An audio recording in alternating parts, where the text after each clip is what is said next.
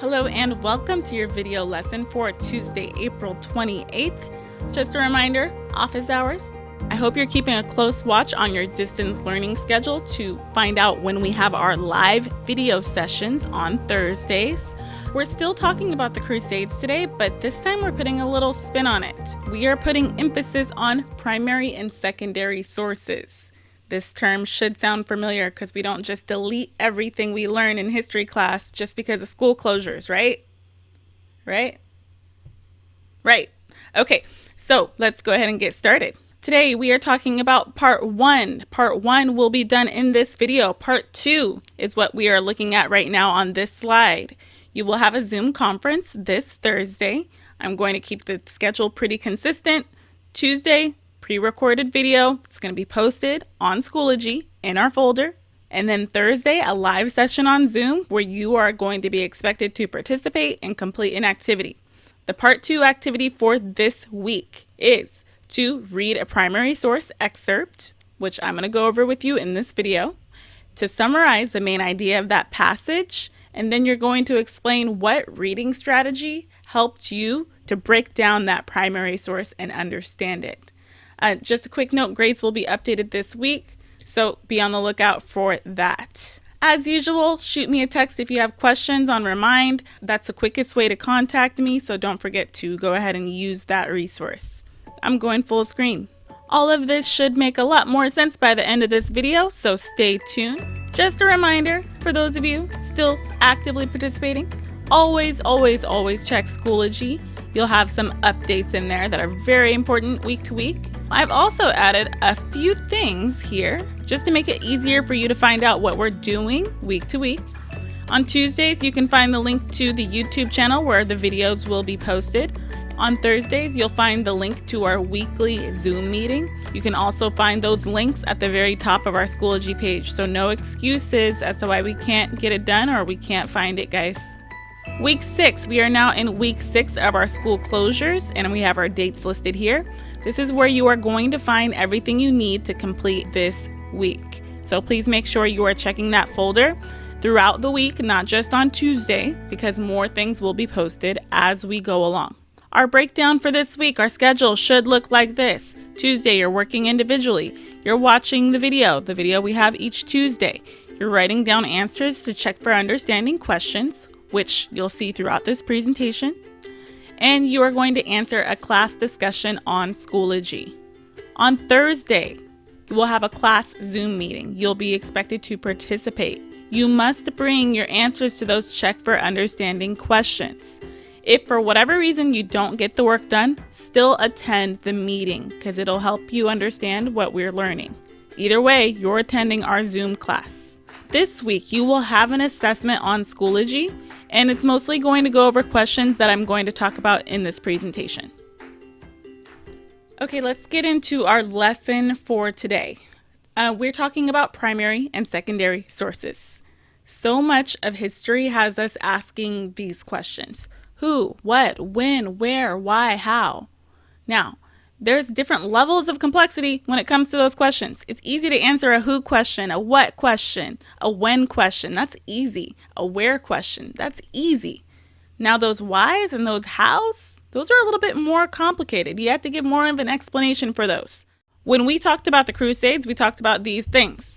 Last week in week 5, we went over the who, what, when, where. We went over what the Crusades were, who was involved, why they began. This week, we're going to focus on building our skills. We're going to focus on the how we know about the Crusades. This requires a little bit more thought, a little bit more skill than answering a who or a when question. So how we know about the Crusades is through primary and secondary sources. Our essential question for today is, how do we know about historic events? And our class discussion question will be based around sources. So after watching this video, you will be able to identify and analyze a primary source. You're going to have the chance to practice with that. Then you're going to share your responses with the class on Zoom. And guys, again, if you don't get the chance to finish, say you're on week 5 work still, come to our class Zoom meetings because you don't want to fall further behind, and your classmates could probably help you out with some answers. First step, watch and listen. Second step, check for understanding. The third step is our Zoom conference, which will take place on Thursday, April 30th. Check your distance learning schedule to figure out what time you're supposed to attend the Zoom activity. All right, here's our check for understanding questions. These are the things that you're going to listen for as we go throughout this video. The first thing, what is the difference between a primary and secondary source? You should already have an idea about that one. What are some examples of primary and secondary sources? What reading strategies can be used to help you understand primary sources? And you're going to pick a reading strategy that works best for you and then read and summarize a primary source excerpt. These questions will also be on your week 6 assessment. I recommend that everybody complete their week 6 assessment by Monday, May 4th, because we're just going to keep going. And Tuesday, your week 7 work will be posted. Push yourselves not to fall behind with the work. Okay, what is the difference between primary and secondary sources? You know Miss Hickman loves a good music video, so we're going to just go ahead and rock out right now. And I'm going to turn this over to Flocabulary to explain. Got a story, yo. I wanna tell you a story that I wasn't there to see. I'm starting on a research, but I need some clarity. I'm checking out some sources, documents with info. Primary, secondary, that's some different lingo. Primary source is original, the first by a person who was there in their own words. A diary, a letter, video, photography, a personal interview, or an autobiography. Jane Goodall is my topic of interest. She's an anthropologist from London, England. Studied chimpanzees in the Tanzania forest, and an example of a primary source is a clip of her sharing her experience, her memories in her own words. Here it is. Growing up, I lived in England, and we did not have very much money at all. There was a war, and my father was away fighting in the army, and I loved books. Primary sources can give the inside scoop, what it means to walk in someone else's shoes. We know what it was like for Jane, cause her interpretation comes from her brain, but someone else might have another point of view, and sometimes opinions are mixed with the truth. So listen, you gotta know the difference between impartial facts and personal opinion. Sources, yes, my primary and secondary sources help me understand the things I didn't witness. My primary and secondary sources help me understand the things I didn't witness. A secondary source is different. The person wasn't there, they weren't a witness to the events they are writing about. Could be a summary or an analysis, like how the encyclopedia wants you to know Goodall went to Africa at 23 years old. She sailed to Kenya in 1957 to study animals. It became her profession. She founded the Jane Goodall Institute and a youth program called Roots and Shoots. These are facts that paint a bigger picture, and secondary sources give you information quicker, cause somebody did the research already and put in the time at a library. But don't miss this, even a secondary source can contain the author's bias, of course. That's his or her interpretation of the research, might be hiding out like an egg on Easter. If you want to do your research right, include resources of both types. Help me understand the things I didn't witness. So that one. Gotta love that vocabulary. I love that. Love those videos. Okay, so from the video, you should be able to tell me what are primary sources.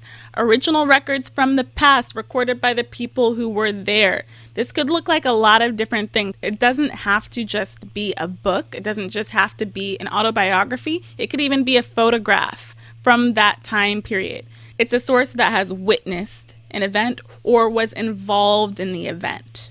Primary sources can be objects, artifacts, visual evidence that give you an idea about what people in history saw during that time. So we're going to be looking at some primary sources related to the Crusades. So be on the lookout for those artifacts and ask yourself, is this a primary source? Keep in mind, primary sources reflect one point of view, just one, and may contain a person's bias, a prejudice towards an event. It's very common for people to have different historical interpretations of the same events. For example, in the Crusades, the Christians at the time probably viewed the Crusades as something that had to happen. We had to reclaim Jerusalem. It was for our faith. It's rightfully our land. Whereas many Muslims might have viewed it as an invasion. These Christians coming over to our territory to take back a land that they think is theirs. It's very common. So you can have a primary source, but don't always assume that it's the most reliable source. Okay, what are secondary sources? Secondary sources were always made at a later time than a primary source. They include written information by historians or others after an event has taken place. Secondary sources can be very informative, but it doesn't always tell you what it was like to walk in a person's shoes, the person that was experiencing the history at the time. And guess what? With more time comes more knowledge. A secondary source, something that was written 1,000 years after an event took place, could probably give you more of an idea of what was going on in the world, because it's not just narrowed down to one point in time. Okay, so now that you've had an overview of how primary and secondary sources work, you're going to have the chance to name that source. I want to see, can you distinguish between a primary and a secondary source? And you're going to do this on Schoology later on in your week 6 assessment. I'm going to give you some examples and you're going to tell me what kind of source it is. The first one, we have a painting here. Ask yourself, does this look like a modern painting? This is definitely a depiction of the Crusades. Could this be an interpretation from somebody that was there? Or is this just a modern interpretation of the events that we've heard of in the history books? We have a book here, The Secret Lives of the U.S. Presidents, one of my favorite books actually. What Your Teachers Never Told You About the Men of the White House by Cormac O'Brien? Ask yourself, secondary or primary source? Ah, nice. The Crusades. We have a cool video here. This is a clip from the History Channel, I believe. But you tell me, would this be a primary or secondary historical source? You tell me. And last but not least, we have these passages here. I see some quotes here, some names that we might recognize. Are these primary or secondary source passages? Let's get to your task. Before Thursday, this is what you're going to have done. We're going to practice our closed reading skills, so listen up. The first thing you're going to do is read a primary source text. Then you're going to select a reading strategy and then use that reading strategy to analyze the text. We're practicing identifying and analyzing primary sources. So step 1, we got to read the passage. So let's get there. Okay, here's our little introduction. When you see primary sources in a textbook or in a workbook, you might notice that they try to give you context before they just throw a passage at you. This is because it's easy to take quotes out of context. This is our background information on the primary source excerpt that we are going to be analyzing. I want you to read this carefully before I go on to the next slide. Pause this video so you have enough time to read and figure out what was going on during this time before we get into our primary source excerpt. Now you're ready for the primary source excerpt. This is from Pope Urban II. If you're not sure who Pope Urban II is, you should either go back to read the background information or go to the week 5 video, because this Pope is a very important figure in the Crusades. Read carefully about what he had to say. While you're reading, you should notice that many of these words in brackets, here and here, give you the definition to the word before. For example, the word omnipotent means all-powerful. Take the time to read now.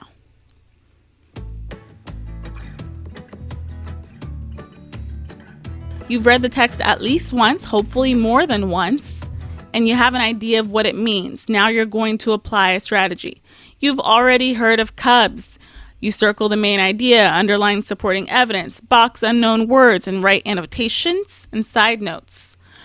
You can do that strategy. Some of you love it. Some of you really, really hate it. But I wanted to give you some options. So this is just option number 1. Keep in mind, cubs is really a combination of different reading strategies. So let's see what other options we have. You tell me what closed reading strategy you're going to use to break down and analyze this passage. Okay, closed reading strategy number 2. It's a group of strategies here. When I get to an unfamiliar word or section, I reread for meaning, use context clues for hints, skip and return, pause and ask questions. You can use this group of reading strategies if you feel like it best suits your learning style and that you can better understand the text by doing this method. If Cubs helps you, use that. Closed reading strategy 3. You can use this group of strategies. When you get to a tricky part of the text, you might pause to think about what it means. Take a closer look at the words you don't know. Break the text into chunks or small sections so you can get a better understanding of what it means. Summarize it as you read or discuss the text with another person around you. Closed reading strategy number 4. You can take notes as you read. Similar to Cubs, you can look for the main idea, use words you understand to get the meaning of the text. You can also limit the number of words that you're paying attention to at once. This kind of goes back to chunking or looking at only sections of a text. You have a pretty short passage here, so please don't look at it all at once. You can go ahead and say, all right, I understand what this section means, but I don't understand this part. But maybe you understand the beginning. Try to see what you can determine based on what you know. You don't have to pay attention to the whole text at once. You can look at it in small sections. Okay, so with that, you're ready to go back to our check for understanding questions. You should be able to tell me what the difference between a primary and secondary source is. You should be able to tell me examples of each. You should have selected a reading strategy, and you should also be analyzing and summarizing a primary source. All of this will be done on Schoology in your week 6 assessment, but you can get a head start by writing down those answers before you move on. At that point, you'll just be typing in your responses. Your week 6 assessment is not due till May 4th, but your main priority right now is this. Get ready for our class Zoom conference. These are the steps that you're taking. If you have any questions, please go ahead and send me an email or a message on Remind. Come prepared for our class Zoom meeting. Go ahead and complete these tasks now while everything is still fresh in your mind. Then go ahead and complete class discussion number 6. You will be prepared for Thursday's meeting so long as you do these things. Please make sure you get that done. As usual, if you need help, have questions, office hours, I'm here if you need me, even if I'm not physically there. Remember, schools can close, but learning does not stop. So get your stuff done so you can continue that learning process, okay? We're not done with that. Have a good week and stay safe at home.